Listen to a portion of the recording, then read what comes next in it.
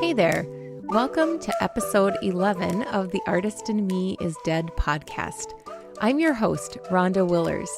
This episode features a conversation with Emily Romens. Emily's creative practice has evolved from that of art student to arts administrator to presently new mom. We discuss the importance of self-compassion when it comes to your creative practice and how to recognize when you might be missing or lacking your own creative motion. Emily shares the ways artists can advocate for themselves when they are beginning careers or jobs in arts administration. She offers ideas for how you can ask for your creative practice to be part of your employment agreement. We also dive into the feelings of shame that bubble up when someone tells us it's so easy to make, and yet we are struggling to take that first creative step, and how it requires a lot of energy to be spontaneously creative. Please enjoy this episode with Emily Romens. Hi, Emily. Thank you for joining me today to have this talk. You're so welcome. So I want to start with your background in art, and you can start as far back as you want for this kind of description of like how you came to be in this creative life that you have. And then also if you can share about formal training that you've had as well. Yeah. Okay. So I guess in middle school, I had the most like rockin' art teacher, Miss Hildreth, shout out to you, who I still bump into every now and then. And like, she just like is this amazing light in my life. She really like just kind of like, she's like a super gutsy lady, and she just kind of like gave me permission to be like, yeah, go for it, do it.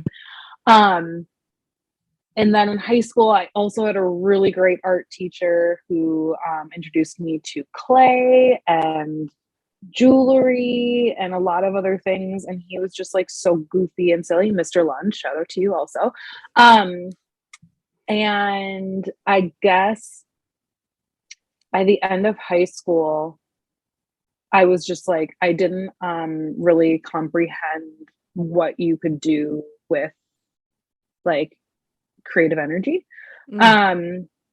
So my thinking, I guess, now that I'm saying it out loud, wasn't like, oh, I have these two amazing teachers and the emphasis is that they're art teachers. The emphasis was that they're teachers. So I went to college and I changed my major so many times. It's outrageous. Just to land exactly where I needed to land. Where did you start? What major did you start with out of curiosity? Psychology. Okay. That makes sense. So I was a psychology major my first 2 semesters. Then I was like, I need to be a bit more specific because it's not just psychology. Then I was early childhood development. And I was that for 1 semester probably. Loved that too. Then I was like, no, let's get a little bit more specific. And I was early childhood education. And this was all while I was at Stout, the University of Wisconsin Stout. And I was like, no, it still needs to be a bit more specific. And River Falls has a great arts education program. So I was like, great, I'll go there. My brother was already at River Falls, so I had a little bit of a community there already. I'm from Hudson, which is 20 minutes away from River Falls. I could live with my mom and dad. It was wonderful. And I started in art education and loved it until I realized why the education aspect was never going to work for me. I am an awful test taker. Couldn't pass the teaching praxis tests if I bribed a witch to cast a spell. And I tried that for a little while and I was just like, I I can't do this. There's just isn't a lane for me here. And I left that and I declared my major as just art, well, ceramics to be specific. And then when I finally left school, it took me 6 years to graduate. Mm-hmm. When I finally left, I had a Bachelor of Fine Arts in ceramics with a minor in art history, which was a great lane for me. It just took me 6 years to get there, which I don't think is odd, especially like I don't know many of my peers that entered school and were like, I'm going to school for art. Like I'm getting my BFA. Everyone kind of was like pushing something down that they didn't want to admit. And then they were like, all right, well, I'm already in debt. So let's just like do what I want to do at least. Do you recall having conversations with people about that, about the process of trying to decide to be art majors, or was that something that you handled more internally just on your own? Yeah, I think that a lot of my peers were like, why would you want to work for other people? Like, why wouldn't you just want to like work for yourself? Of course you should ditch art education. And I guess I kind of just like I could feel deep down that like how schools operate and like arts curriculum was never going to match like the way I actually would want to teach. And like our values would never align. Sure. So I guess with some good encouragement from my peers, the decision was pretty easy to just be like, yeah, I'll just ditch the education part. Mm-hmm.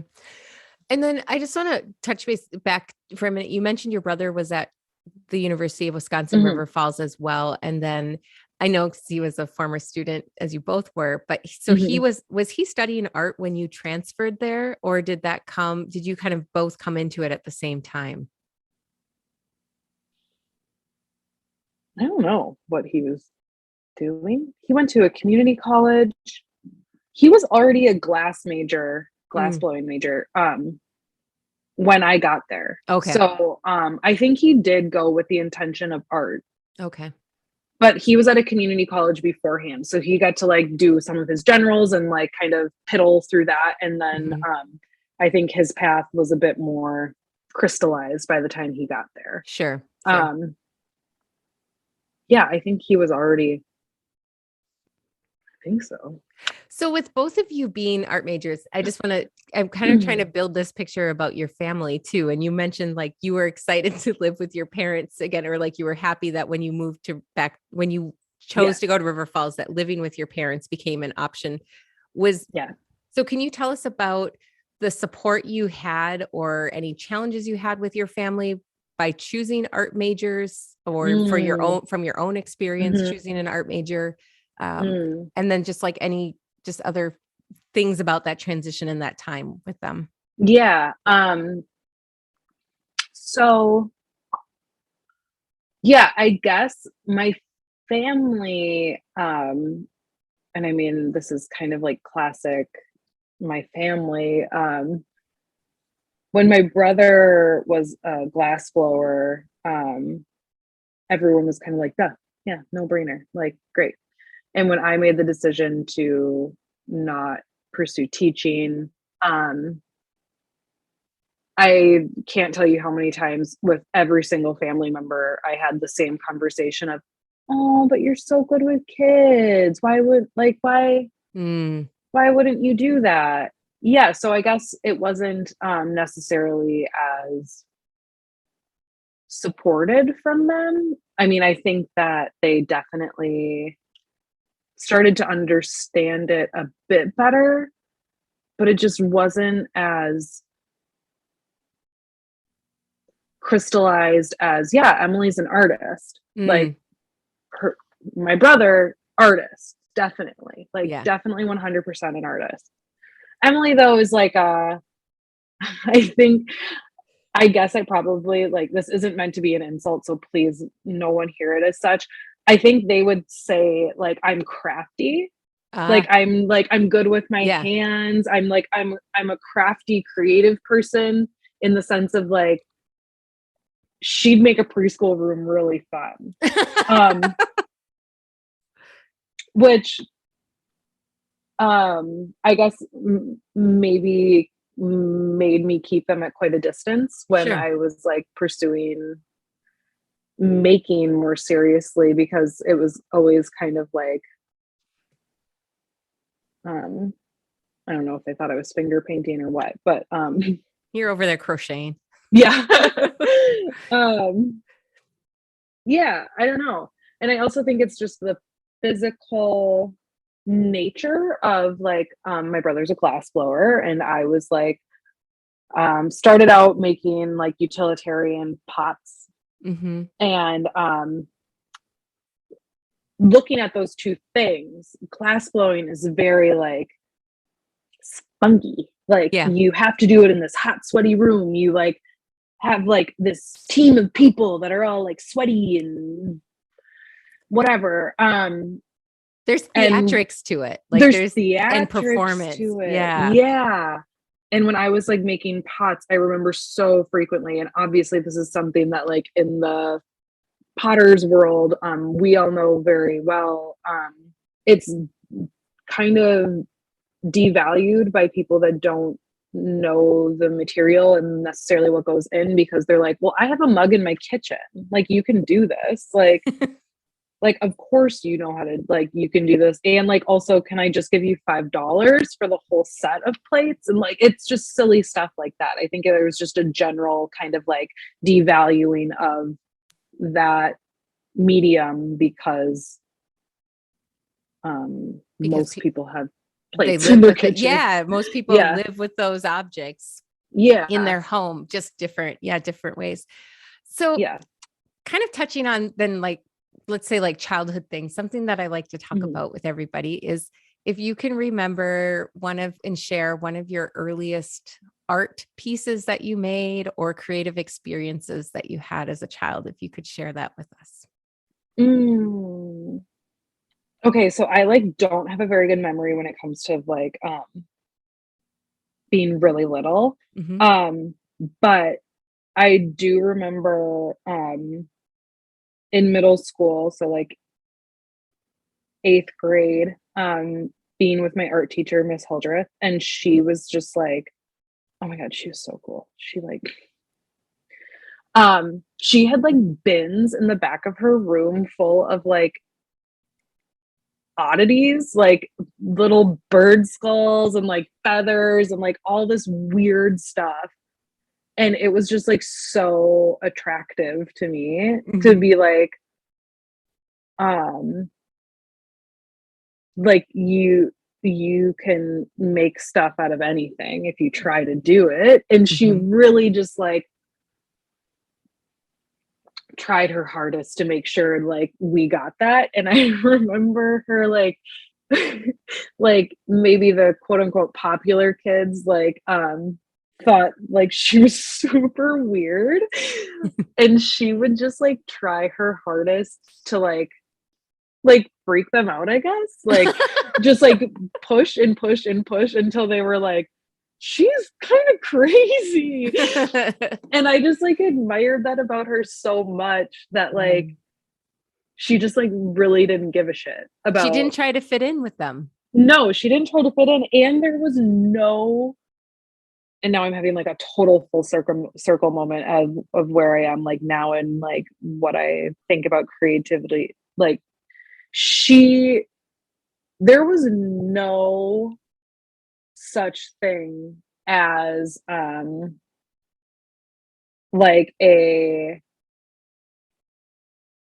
were no boundaries when it came to a fine art and craft, or This material is used for this and it's considered like good art, and this material is used for this and it's considered like crafty little hobby. You could start it at Hobby Lobby. Like she just didn't have a boundary. And I respected the hell out of that. Like it was so cool. Oh my gosh. So tell us, okay, what a gift. What a gift. Yeah, I know. Really, to have that openness so early about materiality. So tell us, you said this is a full circle moment for you. So how did that connect all of a sudden to where you are today? Yeah. Tell me more about that. So I think that when I was in college, River Falls is a very like craft oriented school, like special, like everyone really stayed in their silos. In their materials, right? In like their media material. specific. Yeah. Yep. And they're like the one area that there was crossover was cut from the program, which was sculpture, which was cut before I even got there. So I never got to give it a go. But everyone stayed in their medium very much. And it was almost like frowned upon to overlap. There was just not a flexibility between mediums. And I think I got really, my instinct is to say the word elitist about my material, like of clay, like clay is the correct material, which I do not agree with at all anymore. It also made me like kind of pretentious in a way of like things that can be completed outside of a studio, outside of a defined working space, are hobbies. Like if you could do it on your couch, like you're not making art. And like art is like with a big A, art with a big capital A. And it took me until genuinely probably last month. I mean, I've had moments of going in and out of this, of being like, I mean, I think I got close to understanding it fully when I was like graduating and like was starting to mix media and like be a little bit more fluid with what I was doing. But like last month, I was just like, and here's another shameful pop culture thing. I was on TikTok and I was like, I saw a video of someone like crocheting something silly, and my instinct instantly was to be kind of like disgusted. Like, how stupid. Like, what a stupid craft. And then I like right away like heard myself think that and was just like, that's so dumb. Like, what is that thought? And why does it happen? And how many amazing materials am I just completely going past because I don't think that they're art with a capital A? Oh, wow. That's a great, okay. Let's take that question for a second. How many amazing materials am I just going past? Yeah. Because they're not art with a capital A. Yeah. And I think that formal education kind of stripped me of that curiosity that Miss Hildreth gave me in 8th grade of like, yeah, you can do that. Like, go ahead. If that's what you want to do, go ahead and do it. I think it's just really freeing to like not have materials divided into art with a capital A and like, oh, well, you could get that at Hobby Lobby, so it's probably not going to be anything special. Like, yeah, like who's gatekeeping materials that says what can and can't be like art? yeah, I don't know. And that's like, that's such it's a gift, and it's also a necessity with where I am in my life. I don't have Mm-hmm. access to a ceramic studio. I don't have Mm-hmm. access to a kiln. I don't have access to clay. I Mm-hmm. have access to clay. I can get clay. Um, but I also don't have the type of time that a lot of these capital A art processes require you to invest in them. Like, I don't have the time to make a cup, set it aside, and get distracted for 3 months and Mm-hmm. hope when I come back to it, it's exactly as I left it and I can continue on. Mm-hmm. That's just not a freedom that I have anymore. So before we dig into that, though, I want to step back a Mm-hmm. little step and think of, and have you describe the kind of work. Maybe we could just focus in on, say, like your thesis exhibition work that you made. Mm-hmm. And if you could share with us, describe the visuals of that work and the themes of that work, what you were Yeah. exploring. Let's Yeah. do that. And then let's go into like where you are. Okay. Okay. Okay.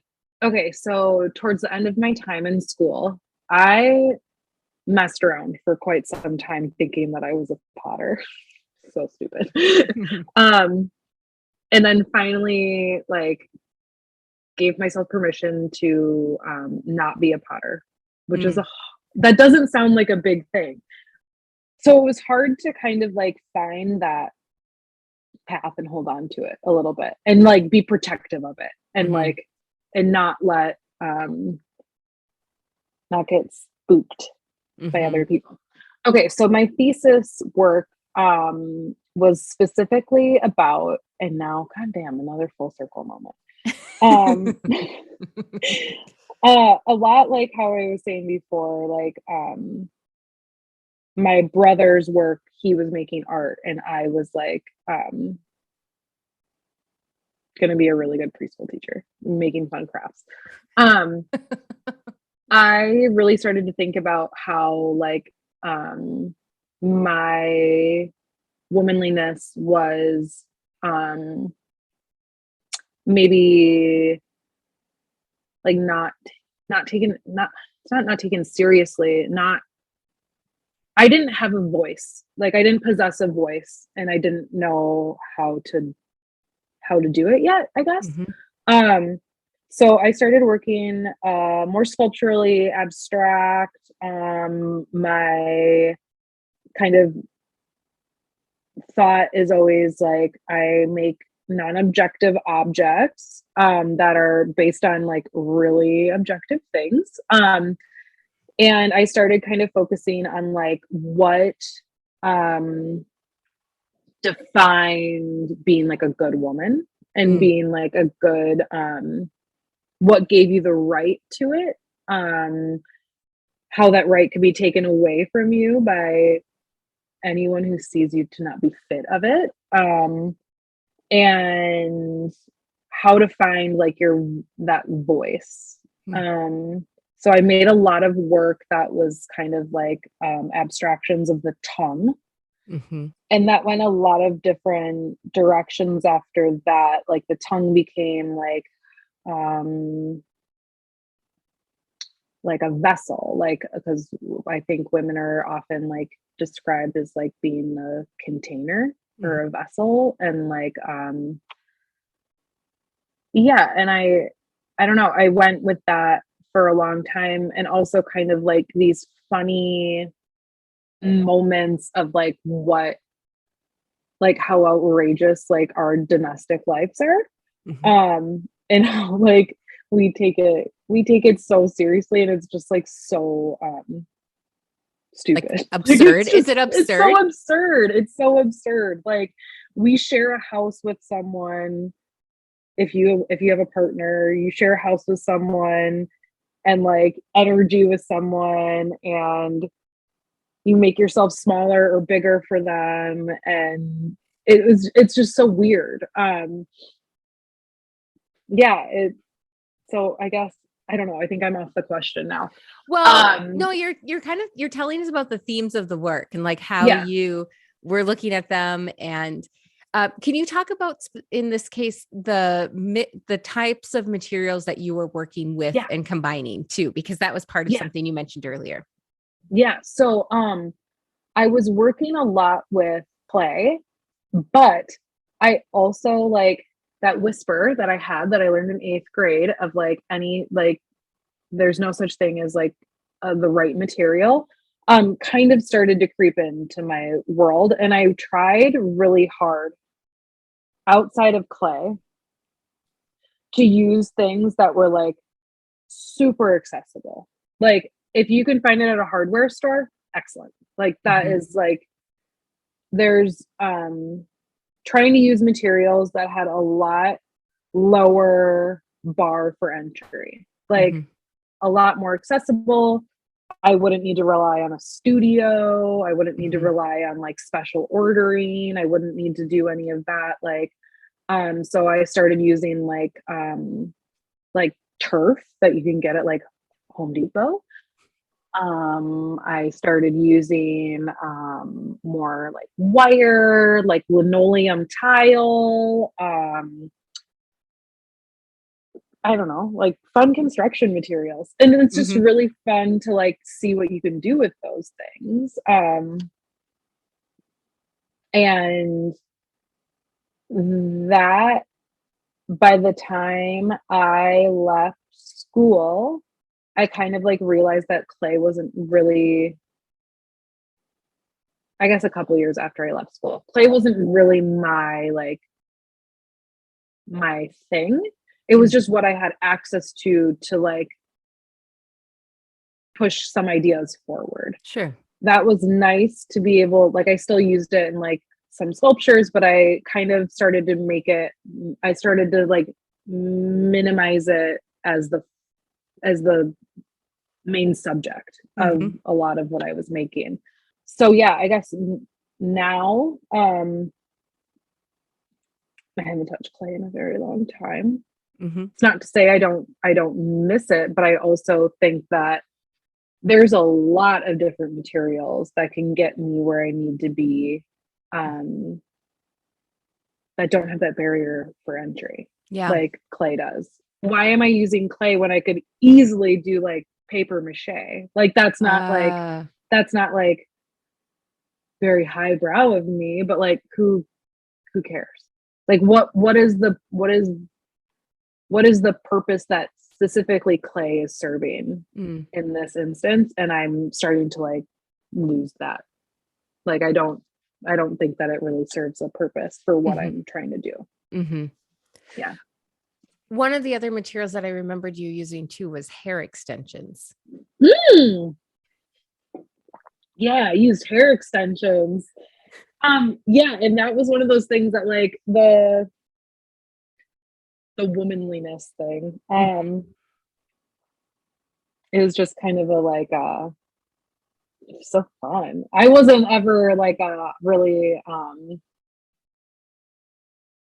ultra feminine in the traditional sense, like wore a lot of makeup or did my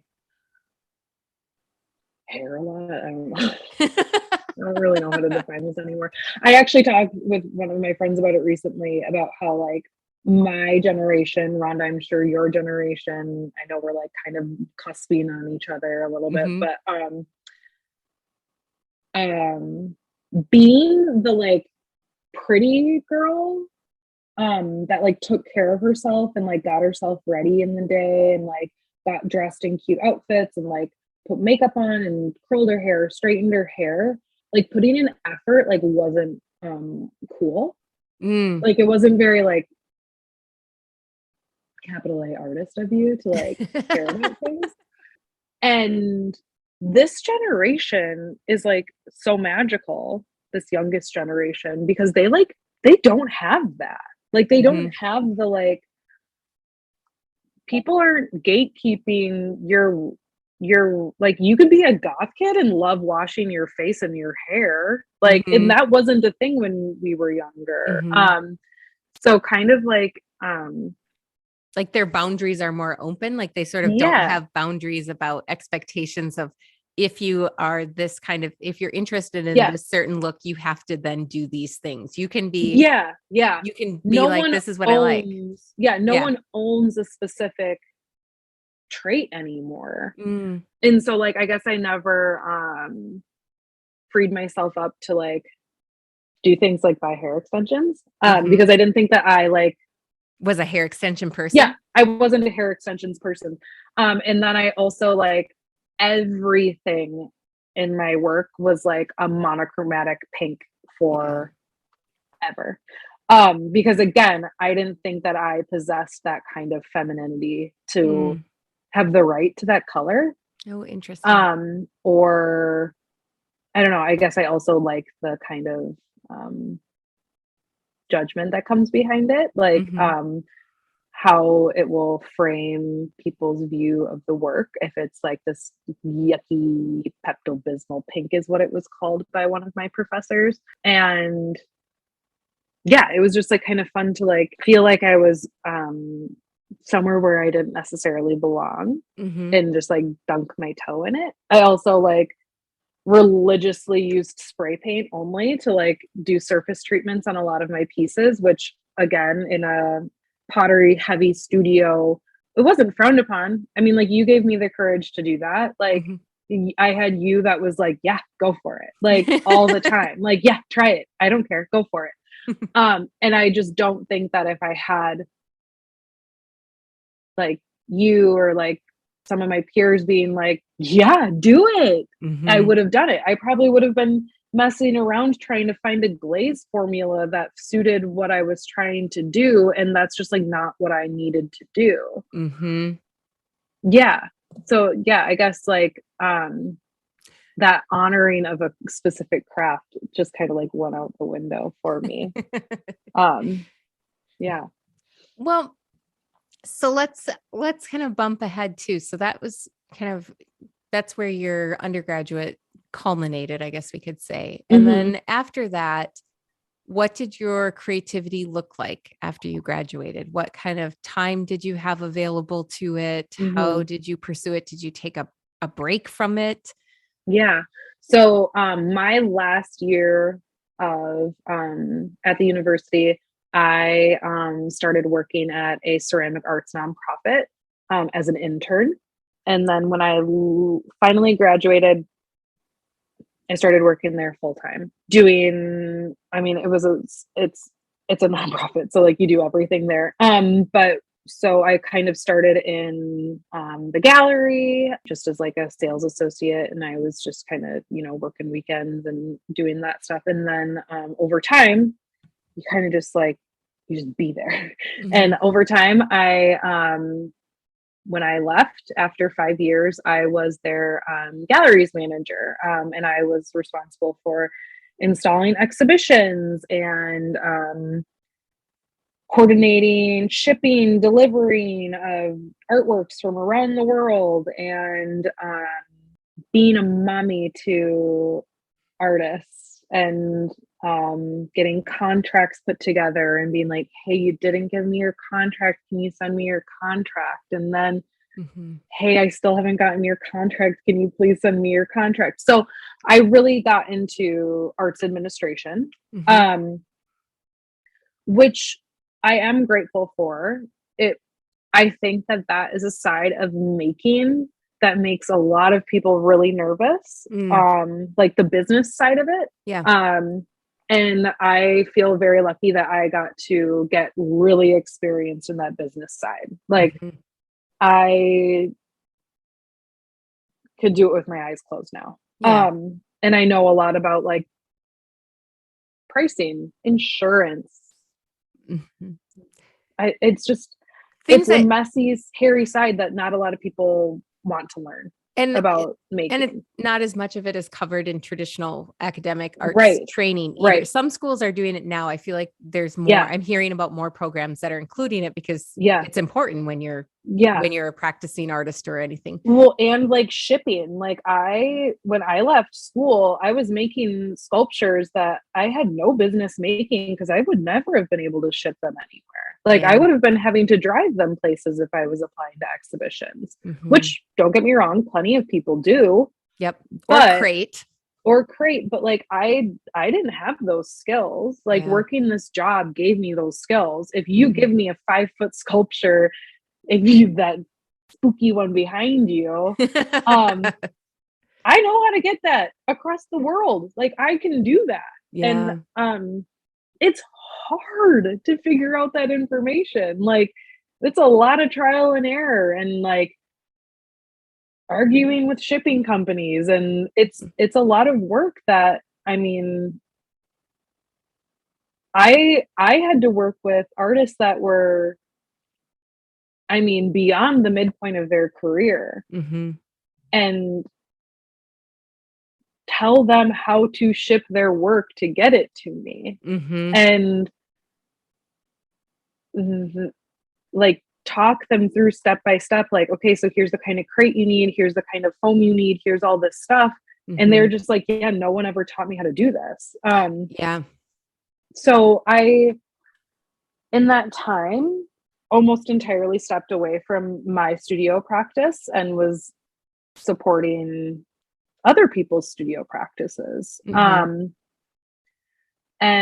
at the end of the day, that kind of just like takes a lot of your creative energy from you to be like talking through someone else's making process with them all day and how to get it to you, and then being like, okay, so use your brain and get into the studio and like do this for yourself now. I just didn't really have it. When you first started full-time in arts administration, did you miss or crave your studio, or was it okay for a bit of time and then you started to miss your studio and your creative time? It happened so gradually because I did not, it was very fulfilling to like support people in their making. And I also was installing exhibitions, and that was like, that became my studio. Like that creative process of figuring out an exhibition from beginning to end, to painting pedestals, to setting artwork, installing large scale installations, and all of that became my studio because I was given a lot of privileges to like pursue what I would think was best for the exhibition. So like it was my studio and I really, really loved doing it. It wasn't until like I took a step back at like someone who was working there at the same time as me and realized that he was kind of putting his practice intentionally ahead of like arts administration. Which, I mean, yeah, duh, like of course you should be doing that, but that wasn't something that even crossed my mind, that I should be putting my stuff first. And like he would do things like negotiate how often he can fire at the studio. Would say like, okay, I'm going to work out of this studio, like in the facilities. He was an advocate for himself. And I just like didn't even think that was a possibility. Like I was just like, didn't have the right to it or something, even though I definitely did. I worked there for so long. I just wasn't asking for it. Is that something you would tell people to do now? I mean, I'm interested in this too, like thinking about the way, like, could we take a little divergent there and just talk about the ways that you think artists or other creatives might need to advocate for themselves? Like what are other examples? Like how should they do it? What does that look like? Because again, like we didn't learn this in school, what you were going to do when you left school. Like it was kind of just like, yeah, you're an artist now, so like do whatever that means to you. So I left school at in this admin job, and I was like, didn't know what I should have been asking for, I guess. And didn't know, I guess like if I could do it all again. And I also think this is on arts organizations too. If you're hiring people that are not coming to you specifically with the intention of, I want to be an arts administrator. Mm-hmm. I have a degree in arts administration. I want to be an arts administrator. And someone comes to you and says, I just graduated. I don't have my studio practice off the ground yet, to support them in trying to make that happen. And I guess like I kind of just kept waiting for someone to be like, hey, here's a studio, like you can get to work now. And that just doesn't happen if you don't ask for it. Mm-hmm. So if I were to start over, I would have said, yeah, I want this job, but I also want one of the studios in the back. Like, Yeah. I had full firing privileges, but I didn't have a studio to make it. So like, what good does that do? And I also think like, I am not someone who can get off it was a 40-hour-a-week job. It was often more than that. Mm-hmm. But I'm not someone that in my personal time will sign myself up for a full-time studio practice as well. Mm-hmm. There's plenty of people that do, but I just don't have that. My people are a lot more important than coming home and being like, I'm going to go work in my studio for 6 hours. I'll see you later. I just like, I don't have that. Well, and maybe it's not so much like, I want to reframe that a little bit. It's not so much that Mhm. your people are more important, but it's that the way that you want to spend your time and the way that fills you up is by making sure you have connection with your people. Yes. Yeah. That is, you're right. That's not to say, better. yeah, that's not to say that somebody else who prioritizes their studio doesn't also have the care of connection to others, which they, they might have different needs in terms of what connection time looks like for them too. Totally. Yeah. Like I require love languages. Quality time is one of my big ones. Like I need that time with my people.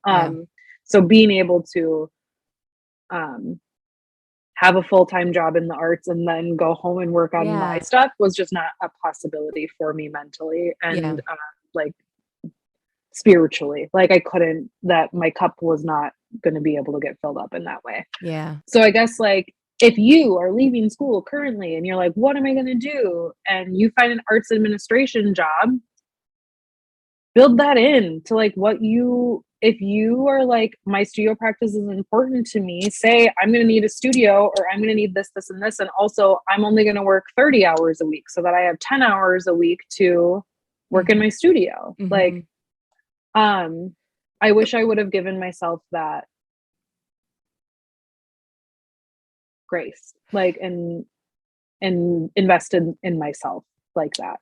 I also think that's an interesting thing that you're raising. If you think of or interesting perspective, thinking about art centers and even institutions to some extent do this to greater or lesser degrees. But if the expectation was built into their hiring that individuals who come that aren't just, as you mentioned, arts admin or admin strictly, that part of every work employee contract is that there's actually an expectation that you do keep your creativity alive.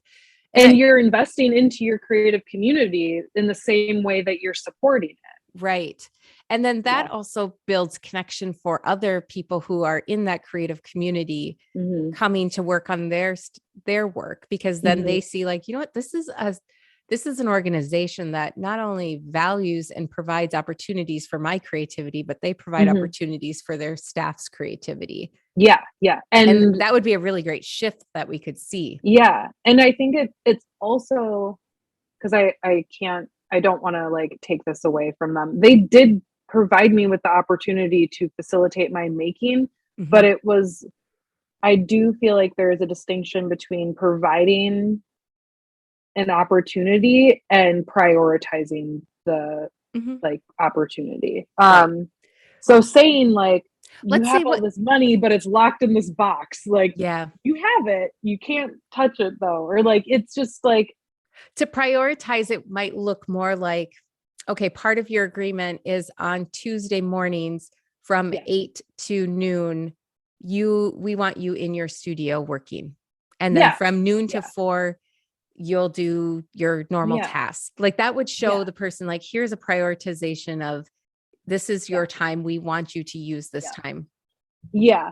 So by the time I left there, I was fully like, I'm not an artist. I am an arts administrator. And I don't know if I've fully been able to step out of that yet. I'm trying, but it's really hard to leave that role. And that identity. Can you describe, so you said you're not an artist, like you're in the mindset still of you're not an artist, you're an arts administrator. That's kind of lingering. But can you describe for us what an artist is in your mind? What does it look like to be an artist?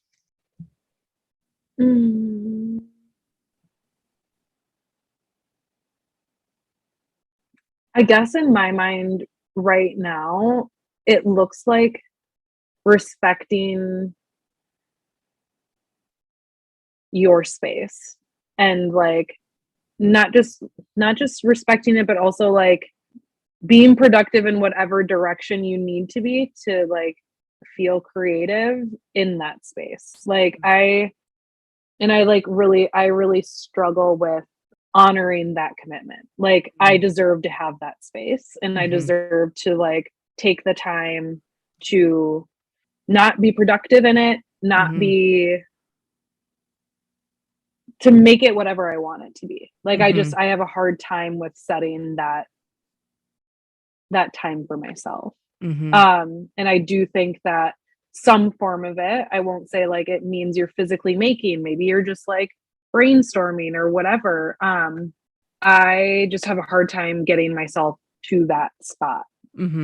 I don't know. I do work pretty hard to like make sure that I try to like honor it, but it's a hard commitment to keep. Like it's just a hard thing to do. So, and it's also like, working in arts administration, you're working with a lot of capital A artists, and it's hard not to do the comparison game of like, well, they're pursuing this full time. Like this is like, I mean, a lot of people are like teach and also like have a studio practice, but their teaching helps support that studio practice and they build their life kind of in sync like that. But it's hard to leave and not be like so end product minded. Like because I was working with exhibitions that would take 2 years to push all the way through, from inviting artists to be installing the exhibition. So, and I mean, that's just a pressure that I think I put on myself a lot, is like, if you're going to do something, like get it done and like be productive. And like, I am trying really hard to not be like that, to play. And like, does it also need an end goal of like where it's going? I mean, I sort of hear that in what you're saying too. Like you only make, or like making feels productive if it has a place that it's going after. Yeah. And that's a really hard thing to snap out of, because I intellectually know that's crazy. Right. It's not because true.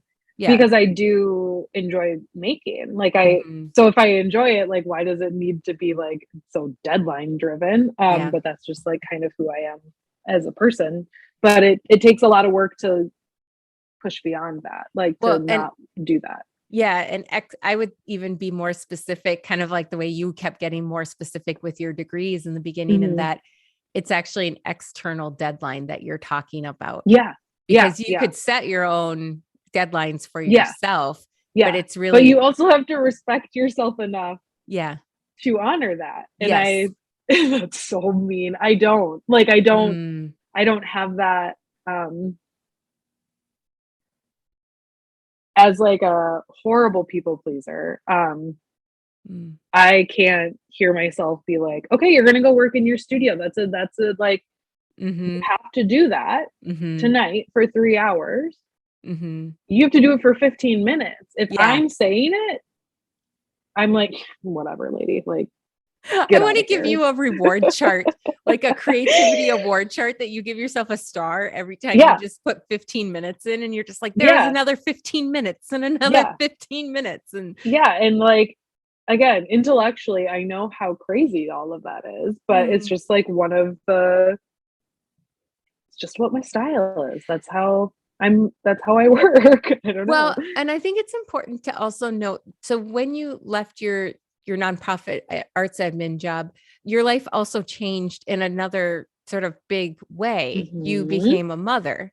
And so you went from one form of life where time was needed to be taken or prioritized for others, to another way of life that's been where time is prioritized for others. Yeah. And that is a whole other thing, because I don't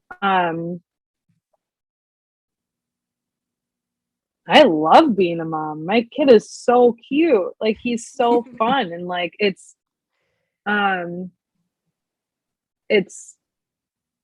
rewarding, and also like drains your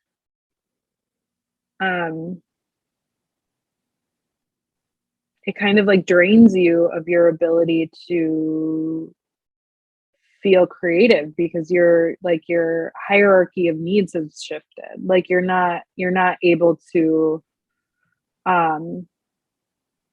if I have 15 minutes, I'm not going to my studio. That's just not going to happen. Like, what are you going to do with it instead? I'm going to like heat up my cup of coffee that I poured this morning for the third time, and I'm going to drink that. Or like, it's winter. If I could take 3 baths a day, I'd do it. Like, I will. That is one thing that like, since becoming a mom, my self-care has almost become my studio practice. Like, I don't have the time to of course I have the time. I don't have the drive to maybe commit 15 minutes to the studio, but I do have the drive to make sure that I am not a blubber brain, and try to fill up my cup a little more before I have to give my energy to keeping a human alive. So yeah, I guess like just trying to like honor the time that I have, because my son just turned 1. So like, things are always changing, but like I picked up a project for the first time like this week, for the first time in months. And it was like fun, and I was like learning to do something new, which was fun. And it's also something that like, if I get interrupted, it doesn't matter. Like, it's very low stakes. Like, I'm not, it's not even painting. Like, painting, your watercolors dry up, and then what are you going to do? Like, so you make a piece about being disrupted all the time, interrupted all the time. What is the thing you're doing? Punch needle. Yes. It's just like stupid and repetitive, and soothing, it's great. It's so soothing, and like, so I was like really enjoying that, and it felt really good to be like, I'm just learning something new. Like, this doesn't have to be anything, or and I also kind of like tricked myself into doing it. Like, I just kind of like, and that's always the kicker. Like, you always feel so good after you like do that. It's like working out. Like, you never really want to start, but by the time you're done, it feels good. Or any kind of exercise, like working out in general, but like going for a walk. The biggest hurdle is getting out the door. Yep. And I also need to be realistic with myself. The only reason I was able to do that is because I invest time in my self-care. And when my son took a 2-hour nap, I was 1 hour into the nap and went, okay, so he normally gets up around now and I'm done with all of my self-care things. So like, what do I do now? Mm-hmm. And like, I was just messing around and found it. And I was like, okay, I guess I'll sit and do this for a little bit. And like, it does, it, it just like requires a lot of energy to be spontaneously creative. Mm-hmm. That it, you just don't quite have when you're a new mom. Mm-hmm. Um, or a seasoned mom or like any kind of mothering role you find yourself in. Do you have this happen where this is something I describe? Let's say, well, this happened to me last weekend, to be honest. I had a weekend where everyone in my household was away for different Mhm, things. mhm. And so in my head, everything floods in that I could possibly do with that time. And I'm Oh, like, yeah. okay, I could do this. I could do that. I could get this. Yeah. Oh, I can't wait. And then I have to pause and make myself stop and go, what were you really going to use this time for? You had a Yeah. plan. And I Yeah. have to like talk myself out of Yeah. everything. And sometimes having everything as an idea also paralyzes me, where I'm Yes. like, oh Yeah. my God, too many possibilities. I can't do Yeah. anything at all. I'm going to watch a show instead or Yeah. read. Yeah. And like does that happen to you? I mean, you're saying yes. So I'm feeling like, yeah, it must Yeah. happen to you It as definitely well. happens. And it's so cyclical that way because like of course when you're like, oh my God, I have so many things I need to do. I have to get the blah blah blah blah blah blah blah. I have to get all this stuff done. When you have the opportunity to do it, you're probably fried Mm-hmm. from keeping a From mental life. list that, yeah, from existing that, like, yeah, the TV sounds really, really nice. I kind of just have to, like, where I am right now, whenever I get like that, I'll like text my husband and be like, blah, blah, blah, blah, blah, blah, blah, blah, blah. These are all the things I have to get done. And he's like, who said you have to do that? He always says that to me. He's like, who's telling you this? Who's giving you this list of things? Like, is there some messenger on high that I don't know about that's like, here's all the things Emily needs to do in the day? So he's been helpful in like making me Advocating do for you. yeah, making me do an honest inventory of what my to-do list actually is. Mm. Um, because I guess the deadlines that I do self-impose on myself are never creative studio ones. They're like, you haven't caulked around the tub yet, and you need to do that. Like, you really need to do that. And also, like, you probably need to like check your email, and it's just stupid stuff that can be put off. But yeah, it's just Hey, hard to get into that mode. before we were recording, you shared that your husband also has a creative practice, not in the Yes. arts, Yes. but in music, right? Yes. Yeah. Could can you talk a bit about that and if you're willing to share some of the conversations you've had about Yeah. how you prioritize your creative time in Yeah. comparison to how he prioritizes creative time? Yeah. So this is a conversation that he and I have a lot. Um and I don't want to make it about maybe so gender specific, so I Right. can use like I as the primary caregiver in our household, and I think that a lot of primary caregivers can echo this sentiment. I carry a lot of the I do a lot of the emotional labor in our household.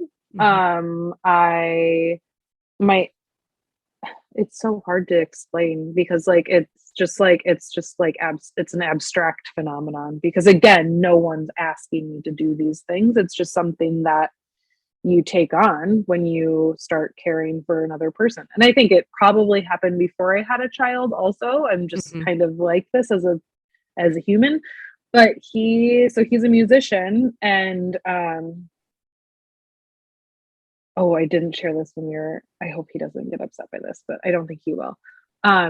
There was a time when our son was first born and, was waking up all night and like we'd wake up so tired and um in the morning he'd be like, "Yeah, I didn't really sleep last night." And I'd be like, "Yeah, because our baby kept waking up." And he'd be like, no, I had this song in my head that I kept working out, and it sent me into a blind rage that like he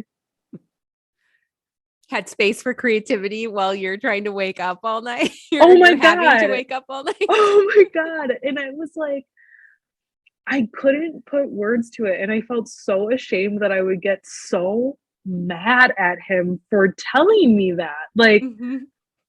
and it finally, like last month, again, our son is a year old. So this has been almost a full year of me kind of like finding myself upset with him after he'd say things like that. And then finally it clicked with me that it's so aggravating that he has the mental space to have a song in his head. Like Mm-hmm.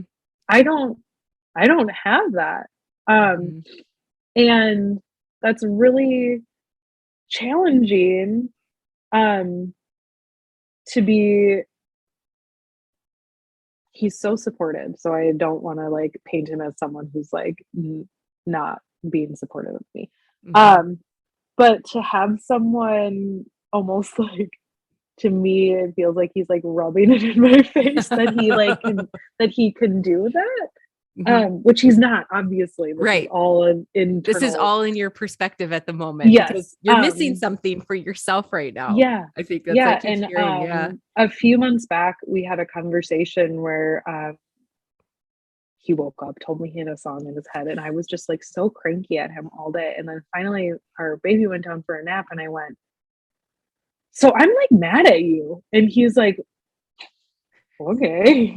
I was like, "And I think it's because you told me that you had a song in your head, and it's not that I don't love that about you, but it, like, triggered, like, a lot of, like, envy in me that, Mm, like, you can do that."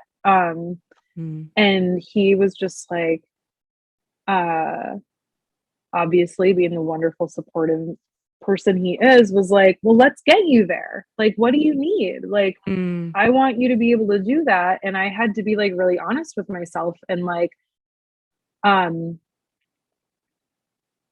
I have moments where if he's like, "Okay, just think of a color," I'm like, what are the colors?" Like, I can't I, like, literally can't think of them because I just don't have mm, the bandwidth. mhm, And, um, he was just like, "Well, you let me know whenever you want to, like whenever you need studio time, like, just tell me and I'll do it, or, like, if you try to wake up early, like, before our sun gets up and, like, work in your studio for a little bit." And I was just like, again, not rationally, but I was, like, so irritated that he kept telling me to do these things because it was just not possible. And then, there's also this, like, really the hardest part is, like, it feels really shameful that, like, he is giving me the opportunity, and it sounds easy. Like, all you have to do is tell me. All you have to do is take advantage of the small limited time you do have, the 15 minutes, the 2 hours, like, whatever you do have, take advantage of it, and it's so easy. And there's a whole level of shame when I'm not able to do it mm, mentally. Like, that mhm. I'm not able if taking that step is so easy, why can't I accomplish it? Yeah. Um, and that's a really difficult thing to reckon with. Mhm, Um, and I just don't know how to, like, step beyond it at the mm, moment. mhm, And I think part of it is finding those crafts that are, um, low stakes and you're able mhm, to walk away from it when you need to. And, mhm. I think that's really important to be able to do that. I want to stop for a quick second to Mhm, define low stakes because I'm wondering if you learned it the same way I did through learning mm, educational psychology and other educational methods of mhm, instruction. And in education, the idea of low stakes, this has come up with some of the other creatives that I've talked with, mm, but low stakes means that it's not contributing to something that depends on it. So in education, there's low stakes assessments. So daily, small, quick check-ins with your students to see if they understand a concept. I used to use index cards in general ed art 100 for that purpose, where I would just say on the index card, I want you to answer this question or do this prompt. These just like, it was just a minor point in the day. It wasn't like 5 making points sure on that an like exam. you're on the same page. Yep. Like, And so thinking about low stakes in our studios, and this is something I've written about for Pottery Making Illustrated, but what are low stakes creative acts that we can do in our studio practice that just kind of get us doing something, but it doesn't have to be anything. I mean, something really silly coming to mind is like a page in your sketchbook where you make one dash every day. That is a creative act because you're putting the intention behind like, this is my creative moment today is one dash. And like, there's nothing more than it needs to be than one dash. Right.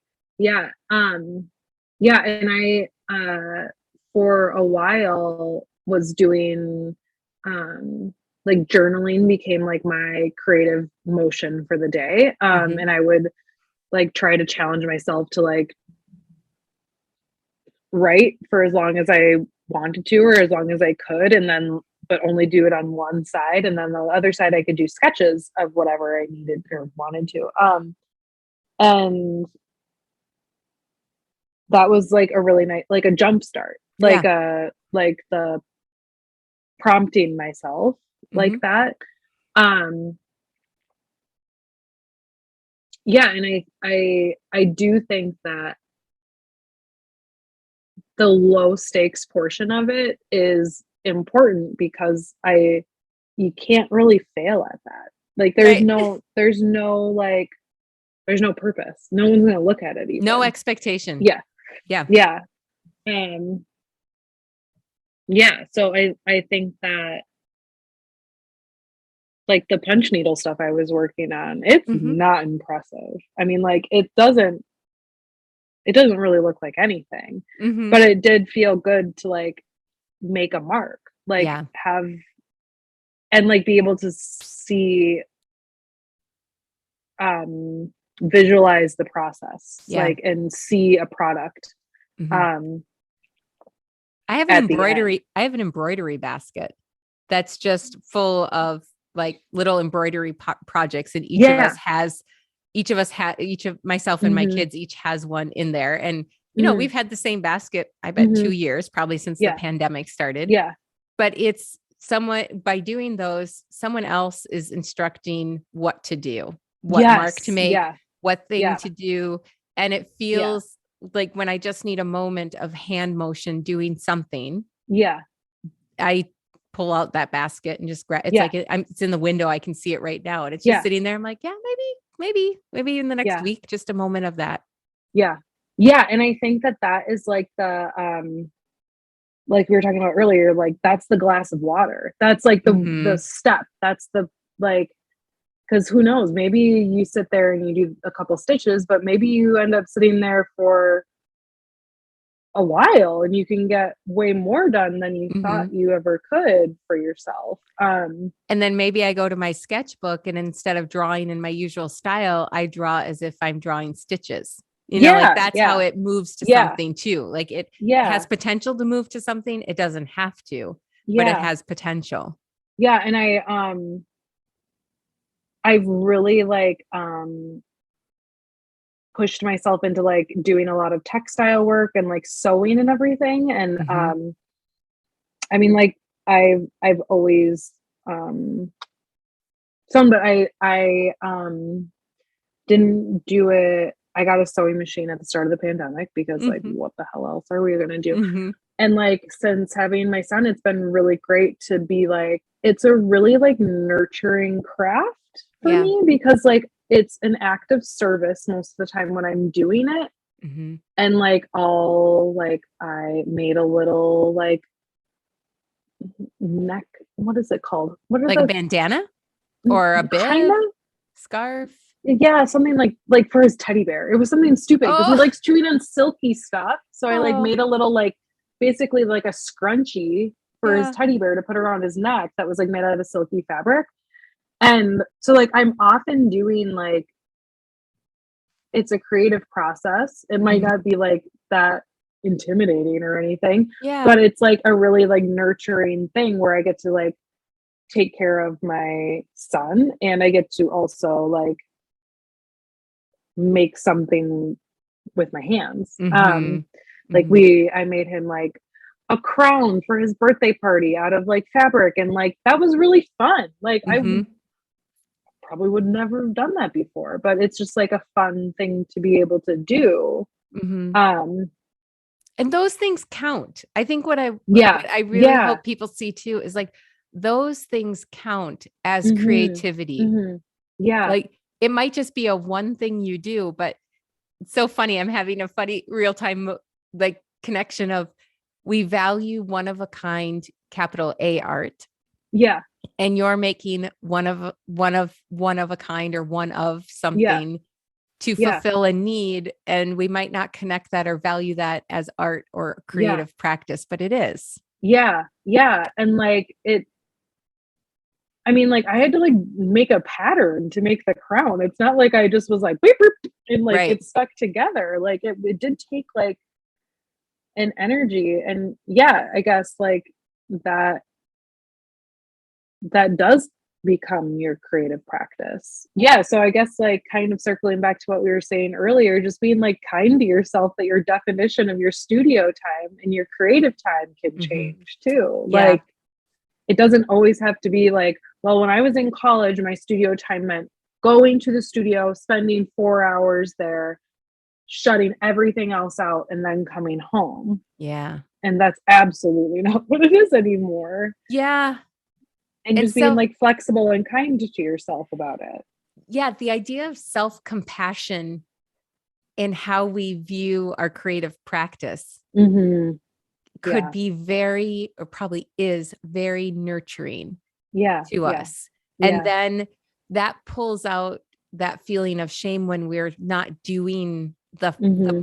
whole day in a Mm-hmm. studio or the 4 hours or Mm-hmm. even 2 hours in the Mm-hmm. studio, that Mm-hmm. instead we recognize the small creative acts and we celebrate Yeah. those as being Yeah. contributing to our creativity. Yeah. Yeah. Yeah,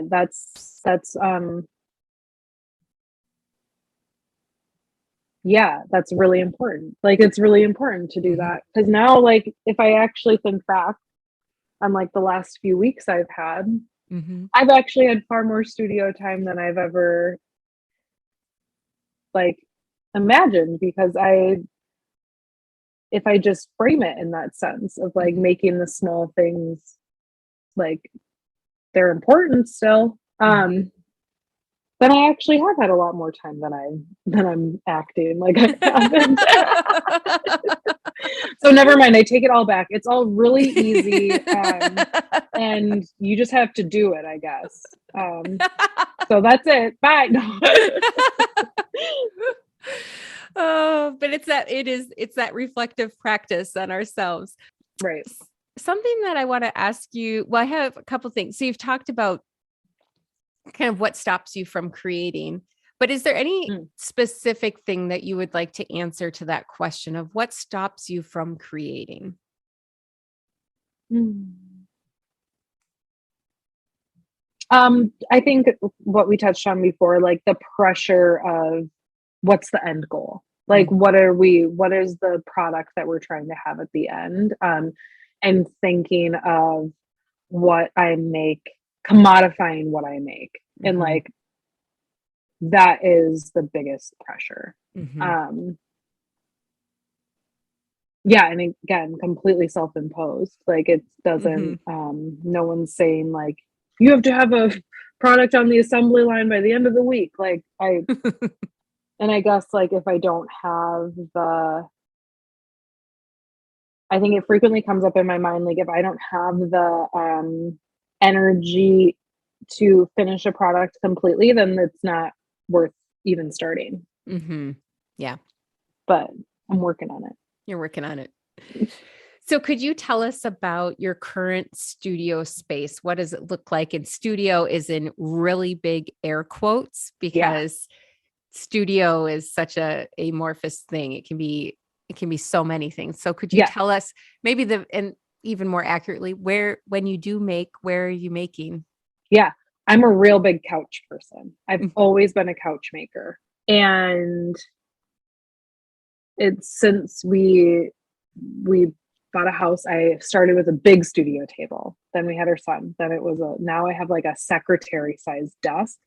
There's, I just have like colored pencils and some watercolors and paper and my sewing machine.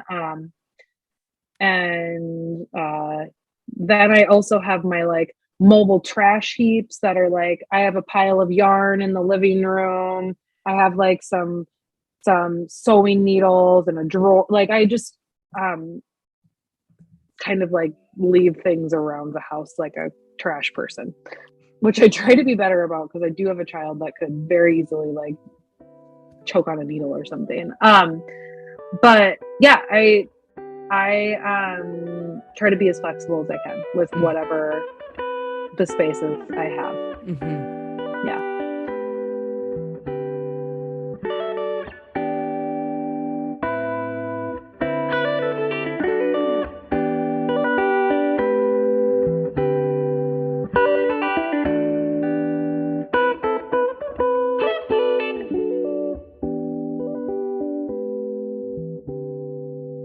So we're going to come to what I call the studio wrap up time. And so I have a set of 4 questions that I talk to everyone about. And you can take, as much time as you want to expand on your answer to the questions, or they can be real direct in one word. That part's totally up to you. Wonderful. And that. So the first one is finish the sentence. When I don't know what to create or make, I take a bath. Take a bath? Yeah. I'm like in real bath mode. Or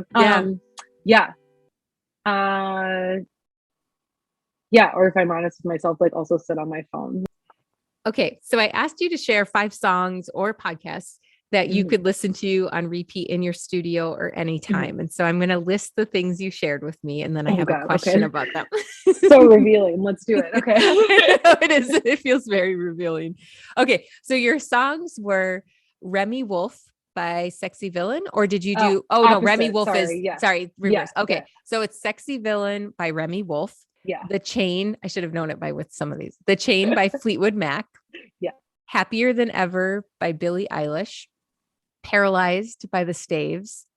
Summer Girl by, is it Haim? Is that how you say it? Or Haim? Yeah. I mean, like, I don't know. Yeah, probably. Something like that. You're right. Something like that.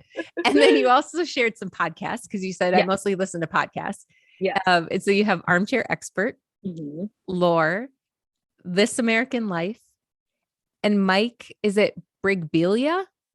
Birbiglia. Yeah, he's a comedian. Yeah. Okay. And it's called Working It Out. Yeah. And so what I want to know is, could you share how these songs contribute to your creative flow? Or songs or podcasts. I should say podcast too. Yeah. Songs first, I would say. My husband likes to call it sad girl music. So yeah, that's what I like to listen to a lot. Some of them are sad girl music. The Remy Wolf stuff is like very poppy and very fun. So I had to like sprinkle that one in there. Sad girl music is very comforting to me. It's just like nice and calm. And like, I guess I would always classify it as happy sad. But he hears it as sad. And then podcast, I just like love because I'm at home with a 1-year-old all day and they're like having conversations with people in my head that like I can actually hear. Podcasts are great because I tend to not get distracted like I do with music. Music tends to like influence my mood quite a bit. So podcasts are great because it kind of just like keeps you out of your head just enough that you don't get so like weighed down. Yeah, it's just like background noise and I love it. Can relate. This is a question for you. What brings you joy in your creative life?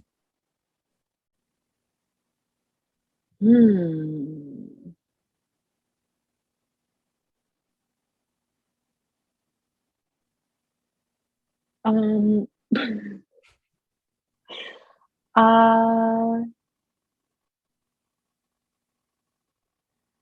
I don't know. That feels like really big. I don't know why it just feels like a really big question. Mm-hmm. Because I wouldn't say,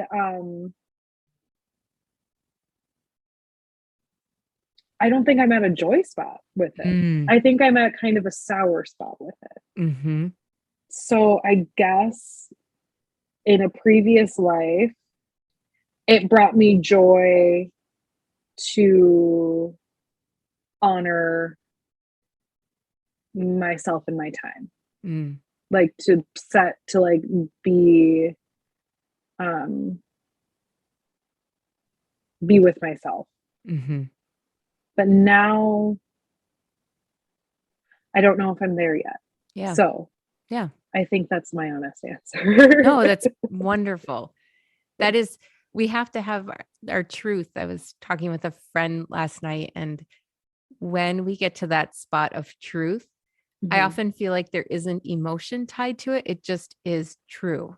Yeah. Yeah.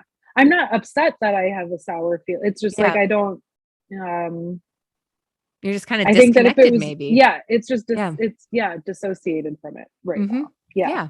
Yeah. So the last one is finish the sentence.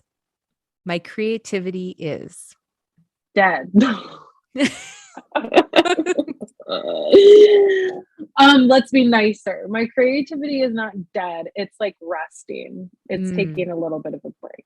It's mhm, like it's recharging itself. mm. And it's like at a spa day, but like I love it. not a 5-star spa, like a 2.5-star spa. One that calls it Where a like spa, but it's not restful. yeah, like you're still like getting a massage, but you're like, what's happening here? Like, I don't think that I like the smell in the room very much, or like, yeah, Mm. just taking a break. It's at a spa day. Well, Emily, thank you so much for talking with me today and for sharing in honest, real ways where your creativity is and where you are with your creativity. I appreciate that very much. Thank So you. It was really fun. I guess I never would have like deeply invested in thinking about any of this stuff if you wouldn't have asked me. So thank you. You're welcome. Bye. Bye. Let's take inspiration from Emily this week. Let's imagine self-care as a creative practice. What is one self-care action that you could do for yourself today? Or let's frame it this way. What will make you feel connected today or healthy today? And then do that one thing. Or maybe take a page from Emily's journal practice. On one page, write about whatever you want for as long as you want. And then on the reverse side of that page, make a drawing, doodles, or a series of sketches. To learn more about Emily's work and practice, follow her on Instagram at EMLYRMNS. As always, thank you so much for listening. There's only one more episode in season 1. I hope you'll join me for the final episode next week. I'm so excited to end this season with my upcoming guest. If you enjoy the podcast, please share it and rate and review wherever you listen to your podcast. Until next week, bye.